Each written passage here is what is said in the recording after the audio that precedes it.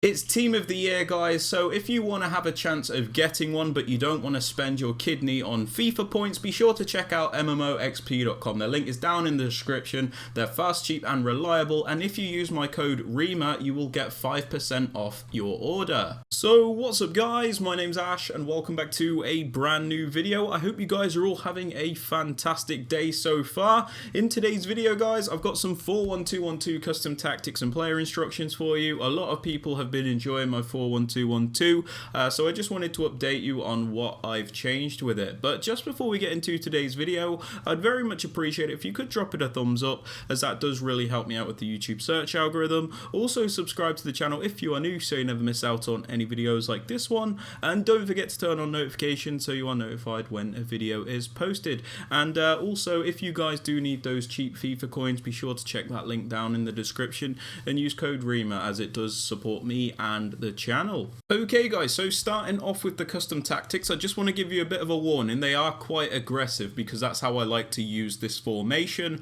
But anyway, starting off with the defensive style, I like to use balance. The reason for this is it allows me to manually press, so I do have a bit more control, and it also allows me to drop off when I need to, so it does give you the very much needed balance and control when you are defending. That being said, if you do want to use something like press after possession loss, constant pressure, pressure on heavy touch, or even drop back, that's completely up to you, but I do suggest getting used to balance if you can. Now, moving on to width, guys, I've actually now got this on 30 for the 4-1-2-1-2. The reason being is it defends in a 4-4-2 with the way we set it up, so we already have a bit of natural width, and I've lowered it to 30 because you can see on the top right it actually changes the description. It changes it from balance to narrow, so I actually prefer having this narrow width, as it does stop people being able to play through the middle. Obviously, people can still go for those cutbacks, but they're inevitable anyway. They always happen, so you might as well just block off the middle as best as you can. Now, moving on to the depth, I actually like to have this on 72. The reason for this is I like to manually press quite high up the pitch and keep that high line. It makes your opponents rush because they always see like a higher line, they see someone making a run and they try and play that through ball, and if you're good enough to cover that pass, you can win the ball back a lot of the time and keep possession, basically. We also get that automatic offside trap, so again, when they do try and play those through balls, it does often catch them offside. But that being said, if you want to lower the depth because it's too high, go ahead, but yeah, I like having this on 72. Now, for build-up play, I actually have this on fast build-up. The reason for this is, like I said, I have a high depth, so we win the ball higher up the pitch, and fast build-up means our players are going to move off the ball very quickly to create passing options to break through the opponent. So if we can win the ball high up the pitch when our opponent is starting to attack, and we use fast build-up, our opponent's defense is out of shape and our attackers are very quick to get into the spaces and really hurt the opponent. So it is very quick, guys, but it is important because sometimes if you use balance with this, it's just too difficult to create any chances, I find anyway. Moving on to chance creation, guys, as always, I suggest direct passing. The reason for this is if you look at the diagram in the bottom right hand corner of the screen, you can see the white dots, which are your attackers, are constantly moving around to break through the defensive line, so it does allow you to create a lot of chances. If you look at something like balanced, this doesn't really happen. They're very static and they don't bother that defense at all, so direct passing is very important. Now, moving on to attacking width, guys, like I said, the 4-1-2-1-2 is obviously a very narrow formation, so you don't want to try and make it something it's not by upping the width too much. So I actually like to have this on 35, as it does go very well with fast build-up. So because we have that lower width and our team plays a little bit more narrow, our players are closer together, which means the fast build-up setting works very well with this, because the closer your players are together, the easier it is to quickly play those passes between players. If there's a greater distance between those players by having a high width, as you can see with the diagram, you can play long passes, but they're a little bit slower and they're a little bit less accurate. So having a lower width, very important for this formation, I think, anyway.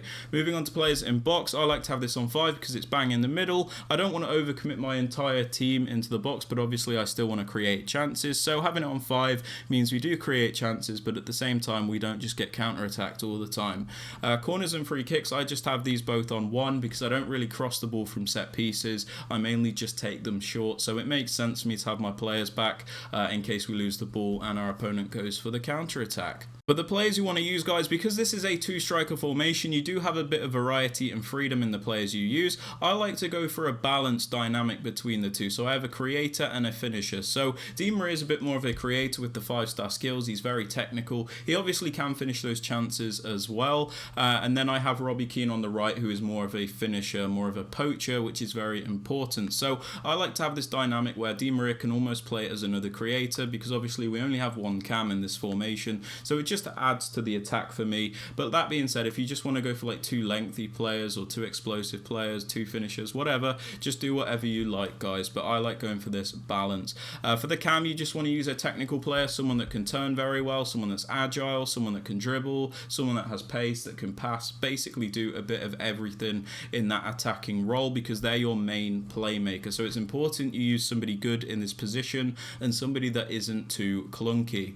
In the right centre mid spot, guys, I suggest a box-to-box midfielder, so I'm using the new flashback Paul Pogba.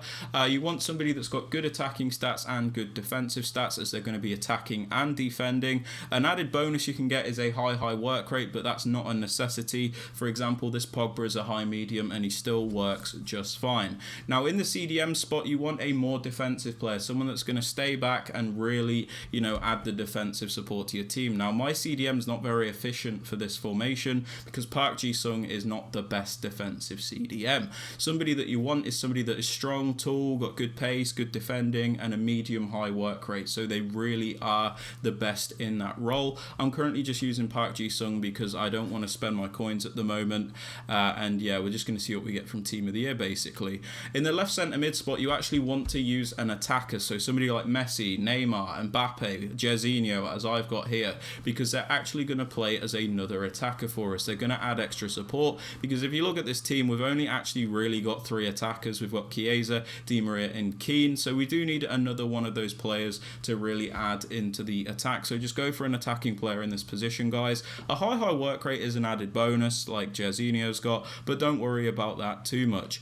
In the 2 fullback positions, I like to go for a balance. So I have Prime Roberto Carlos, who is a more attacking player, someone that's going to add extra attacking support. And then I've got a more defensive right back, which is Cafu, somebody that's going to really help us in defence. So I like to go for that balance between the 2. But if you want to use 2 defensive fullbacks or 2 attacking fullbacks, go right ahead. It is completely up to you. As for the centre backs and goalkeeper, these just need to be as good as possible. I don't really know why Van Dijk and Maldini switched there, but anyway.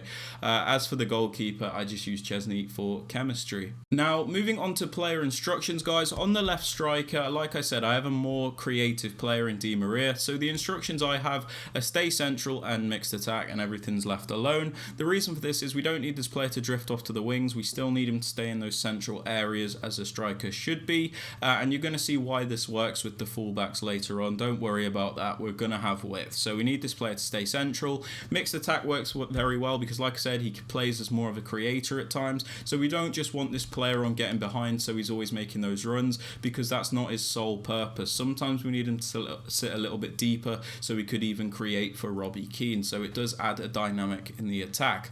Now on the right striker, I've got a more of a poacher, like I said. So I have stay central and getting behind. Stay central, again, we don't need him to drift off to the wings. We need him to stay in those middle positions. And we have getting behind because with this player, we always want them to be in those goal scoring positions. So by having him on getting behind, he's always making those runs. And let's say Di Maria sits a little bit deeper because of mixed attack, he could play a through ball into Keane, who is on getting behind. Now for the cam, we actually have him on comeback on defense because this is going to defend in a 4-4-2. This is just because 4-4-2 is a superior defensive formation than the 4-1-2-1-2 as it is. So by having Chiesa on comeback on defense, he's actually going to come to the right mid spot and we're going to defend in a 4-4-2. So the way it'll set up is I have Chiesa right mid, Pogba right centre mid, Park Ji-sung left centre mid, and Jorginho left mid. That's just so we have a bit more coverage when we are defending, and yeah, it just makes us more solid basically. Now for the right centre mid, the more box-to-box player, I have stay back while attacking and cover centre. Now although this player is a box-to-box player, because this is a very aggressive formation and you're going to see how we utilise the fullbacks, it's important that we have him on stay back while attacking, because we don't just want this player to run off by default all the time, because we'll just be too open. So you want to pick and choose when you go forward with this player. So put him on stay back while attacking by default, and we have him on cover centre, so we will defend as one of the centre mids in the 4-4-2 layout. As for the CDM, we just have stay back while attacking and cover center. This is because we don't need him to go forward. His sole purpose is to defend and add support, so we have him stay back. And cover center means he will defend as one of the center mids in the left center mid spot, so this works very well. I used to use cut passing lanes, but I don't really like using that anymore. As for the left center mid, the one which I said you should use an attacker, we just have get forward and cover wing. We have him on get forward because we do want him to get forward. We need him to help us attack, so it means he will always be making those runs to join the attack. And we have him on cover wing, which is super important, so he will defend as a left mid. If we have this player on cover center, it messes up the 4-4-2 dynamic we've got going on, so we need him on cover wing to defend in that left mid spot. Now on both fullbacks, we have balanced attack and overlap. I think this is absolutely crucial. The reason being is take away the fullbacks from this formation and then look at it. That is very narrow. It can be very difficult to create any chances against a decent player with a formation that is too narrow. Sometimes you do need to stretch your opponent, and you very much do need the extra width and support. So by putting both of these fullbacks on balanced attack and overlap, they're going to join the attack. So it's basically a front four. So we'll have Roberto Carlos, Di Maria, Keane and Cafu. It makes it very difficult for your opponent to defend, and it makes you an absolute beast in attack. I know it's very aggressive, but it works very well with this formation. As for the centre backs and goalkeeper, I leave the centre backs alone and just put the keeper on comes for crosses and sweeper keeper. But yeah, that is everything for today's video, guys. If you have enjoyed or found this useful, I'd very much appreciate it if you could drop it a thumbs up. Subscribe to the channel if you are new, so you never miss out on any videos like this one, and don't forget to turn on notifications so you are notified when a video is posted. And don't forget, guys, if you do want any cheap FIFA coins, especially because Team of the Year is here, make sure you check the link out in the description at MMOXP and use code Rema for that 5% discount on your order. And with all that aside, guys, I hope you have a fantastic rest of your day, and I will catch you all later. Peace.